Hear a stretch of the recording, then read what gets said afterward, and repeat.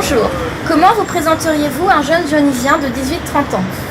Avec mérite, ce qui veut dire effectivement avec, j'espère, la marque de l'expérience, mais bien sûr avec le souci forcément de servir tout le monde, pas forcément les jeunes, mais tout le monde. Je pense qu'il est indispensable, en reconnaissant le bien-être, le bien fondé de la jeunesse, que d'avoir un regard très large qui porte à la fois sur les jeunes, sur les moins jeunes, sur les anciens, parce qu'il nous faut une approche globale de la société à la jeunesse.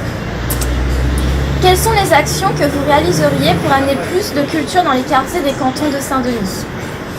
Alors, moi je ne cherche pas forcément une approche cantonale, parce qu'en fait c'est un territoire extrêmement limité. Il faut se rappeler que le Conseil général a sur son territoire, enfin à Saint-Denis, les théâtres départementaux, le Champfleury. Ce qui me paraît plus important, c'est de se dire comment on peut favoriser l'accès à la culture des jeunes. D'une part, est-ce que c'est le tarif qu'il faut revoir? Est-ce qu'il faut décentraliser? Et puis une autre dimension qu'on oublie souvent, c'est comment, au-delà de la consommation culturelle, amener les jeunes à être des acteurs, enfin, au sens propre du terme. Autrement dit, comment permettre l'expression culturelle amateur et professionnelle dans les quartiers. Donc c'est forcément les actions en lien avec les associations et les artistes. Que comptez-vous faire pour fluidifier les transports en commun et améliorer la communication sur ces derniers? Il faut d'abord réduire l'automobile, en tout cas son poids. Parce qu'en fait, on a beau développer le transport en commun, mais si l'automobile reste le mode de déplacement privilégié, on n'y arrivera pas. Ce qu'il faut, c'est encore et toujours optimiser le transport en commun. Et ce qui reste à faire et qui n'est pas encore bien au point, c'est la meilleure liaison possible entre le réseau urbain Citalis et le réseau car jeune. Et le problème actuellement, et ça mérite d'être retravaillé. Après, il faut voir aussi avec les jeunes s'il y a des besoins nocturnes. Je crois qu'on attend des choses qui ne marchent pas forcément, parce que les jeunes eux-mêmes ne sont pas très transports en commun. À mon humble avis, il faudrait, après les élections, voir comment, autour d'une table, avec les étudiants, d'autres jeunes, voir avec eux leurs attentes pour adapter leur transport à la demande de la jeunesse. Comment améliorer l'insertion des bénéficiaires du RSA et des contrats aidés et leur créer des emplois durables? C'est une question difficile et importante.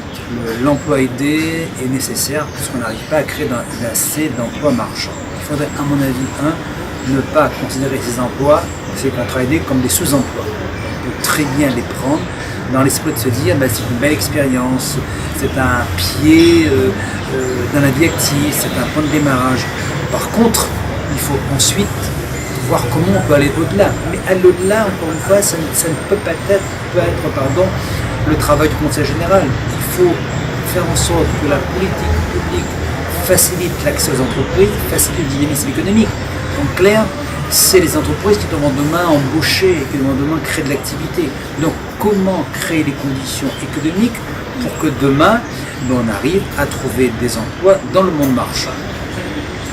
Quartier libre. En 2 minutes, quel message souhaitez-vous faire passer aux jeunes dionysiens à un mois des élections départementales? Je voudrais pouvoir dire aux jeunes dionysiens une chose simple. Je crois que c'est quelqu'un qui disait ne demandez pas ce que le pays peut faire pour vous, mais demandez-vous ce que vous pouvez faire pour le pays. Donc, je vous retourne la question. Nous, on est élus, les jeunes sont en attente des choses de notre part, mais posez-vous la question, vous jeunes. Qu'est-ce que je peux faire pour mon pays, pour ma ville, pour mon avenir? Je pense qu'au-delà des élections, j'aimerais inviter, en fait déjà un peu, les jeunes à prendre leur destin en main, à prendre l'avenir en main, et que les jeunes soient pleinement, demain, des décideurs et qui façonnent leur propre avenir. Nous, on fera notre boulot, nous, d'anciens et d'élus, mais je pense que la jeunesse a beaucoup à faire et beaucoup repose sur les épaules de cette jeunesse qui est souvent décriée, mais qui a aussi plein de qualités.